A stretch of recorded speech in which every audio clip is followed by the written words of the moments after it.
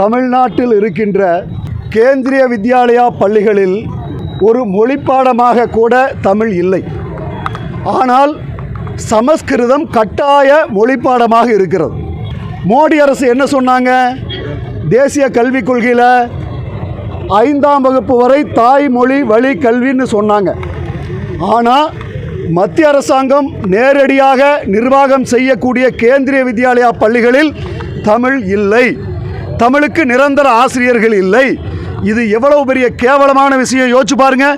தமிழ்நாட்டில் தமிழ் படிக்காமலேயே ஒரு பள்ளிக்கூடத்தில் ஒருத்தர் படித்து பாஸ் பண்ணி போக முடியுதுன்னு சொன்னால் இது தமிழ்நாட்டுக்கு அவமானம்.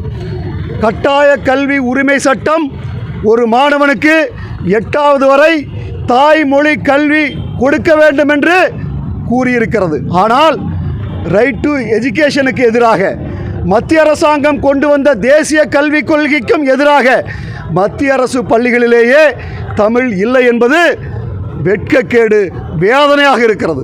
தமிழ்நாட்டில் அனைத்து பள்ளிகளிலும் உடனடியாக கேந்திரிய வித்யாலயா பள்ளிகளில் தமிழ் கட்டாய மொழிப்பாடமாக இருக்க வேண்டும் என்று மோடி அரசை, ஒன்றிய அரசை மறுமலர்ச்சி மக்கள் இயக்கம் இந்த போராட்டத்தின் மூலம் கேட்டுக்கொள்கின்றோம். தொடர்ச்சியாக நரேந்திர மோடி அவர்கள் உலகத்தில் பல நாடுகளுக்கு செல்கின்றார். தமிழை பற்றி பேசுகிறார், திருவள்ளுவரை பற்றி பேசுகிறார்.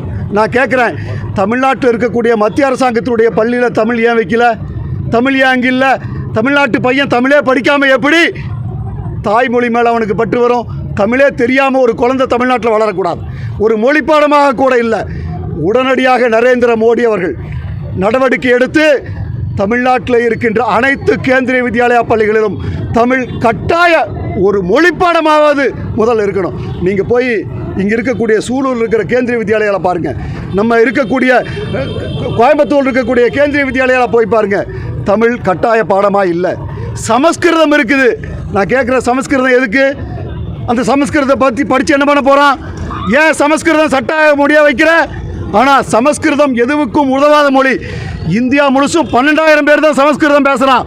சமஸ்கிருதம் யாருக்கும் தாய்மொழி இல்லை.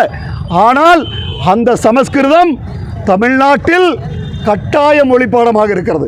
ஆனால் 10 கோடி பேர் உலகம் முழுவதும் பேசுகின்ற மொழி, 5000 ஆண்டுகளுக்கு முன்பு எழுத்து வடிவம் பெற்ற மொழி தமிழ் மொழி. ஆனால் அந்த தமிழ் மொழி தமிழ்நாட்டிலே படிப்பதற்கு வாய்ப்பில்லை என்று சொன்னால் இப்படிப்பட்ட அவமானம் தமிழ்நாட்டுக்கு ஏற்பட்டிருக்கிறது. பாரதிய ஜனதா கட்சியும் நரேந்திர மோடியும் இதற்கு உடனடியாக தீர்வு காண வேண்டும் என்று இந்த போராட்டத்தின் மூலம் நாங்கள் கேட்டுக்கொள்கின்றோம்.